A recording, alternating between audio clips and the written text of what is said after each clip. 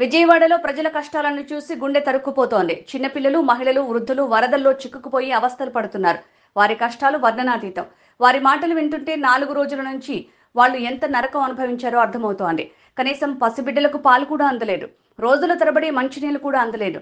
ఎంతమంది వరదల్లో కొట్టుకు వెళ్లిపోయారో కూడా తెలియని పరిస్థితి.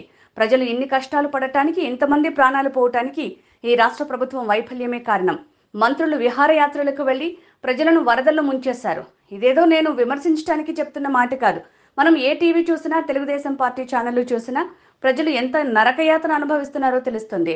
జనాన్ని 3 రోజుల పాటు ఎలా గాలికి వదిలేశారో వాళ్ల మాటల్లోనే మనకు అర్థమవుతోంది. విజయవాడ మునిగిపోతుంటే ఈ ప్రభుత్వం 5 రోజులైనా కనీసం ఆహారం కూడా అందించడంలో విఫలం కావటం దారుణం. వరద సహాయక చర్యలో ఈ ప్రభుత్వం ఘోరంగా విఫలమైంది. విజయవాడ ప్రజల కష్టాలను చూసి గుండె తరుక్కుపోతుంది. చిన్నపిల్లలు, మహిళలు, వృద్ధులు ఈ వరదల బారిన పడి ఎంత నరకం అనుభవిస్తున్నారో వారి మాటలు వింటుంటేనే మనకు అర్థమవుతుంది. కనీసం చిన్నపిల్లలకి పాలు అందటం లేదు. రోజుల తడబడి తాగేదానికి నీళ్లు అందటం లేదు. ఈరోజు ఎంతమంది వరదల్లో కొట్టుకుపోయారో అర్థం కాని పరిస్థితుల్లో అందరూ కూడా బాధపడుతూ ఏడుస్తూ ఉన్నారు.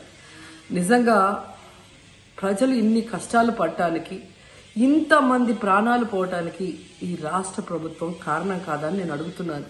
ముఖ్యంగా మంత్రుల విహారయాత్రలు, హాలిడేస్ ఎంజాయ్ చేయడంలో ఉన్న చిత్తశుద్ధి రాష్ట్ర ప్రజల మీద లేదు అని నేను గట్టిగా చెప్పగలను.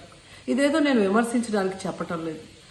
28వ తేదీనే 30వ తేదీలో వర్షాలు రాబోతున్నాయని చెప్పి వాతావరణం సమాచారం ఇవ్వటం జరిగింది ప్రభుత్వానికి. అయినా కూడా ముఖ్యమంత్రి గాని, మంత్రులు గాని ఎటువంటి సమీక్షలు చేయకుండా, ప్రజల్ని అప్రమత్తం చేయకుండా నిర్లక్ష్యం వహించడం వల్లే ఈరోజు ఇన్ని లక్షల మంది వరద నీళ్లలో మునిగిపోయారు. ఇంతమంది ప్రాణాలు పోగొట్టుకున్నారు.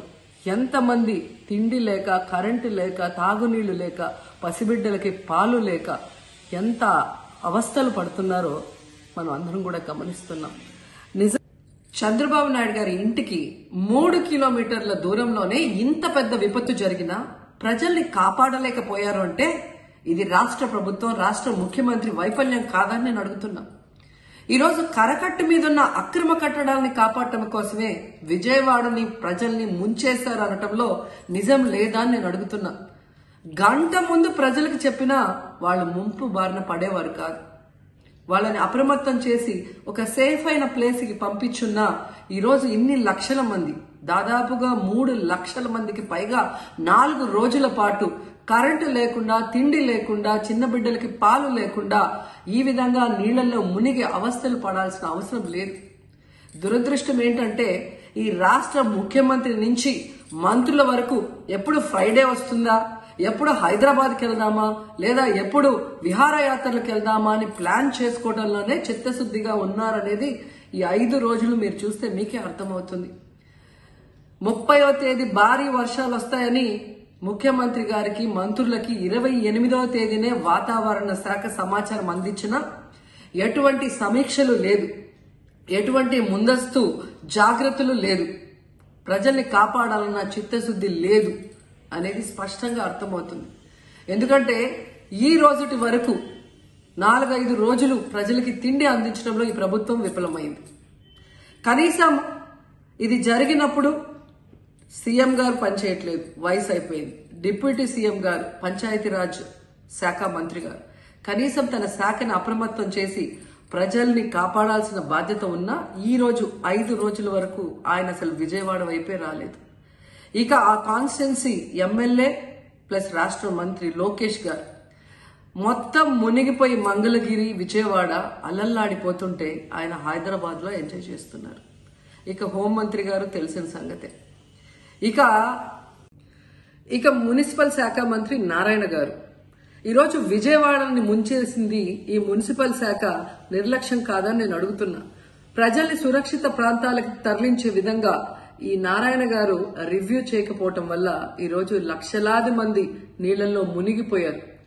వాళ్ళందరూ కూడా ప్రభుత్వం ఎప్పుడు కాపాడుతుందా అని ఎదురు చూస్తున్నారు. అయినా వీళ్ళకి పట్టింపు లేదు.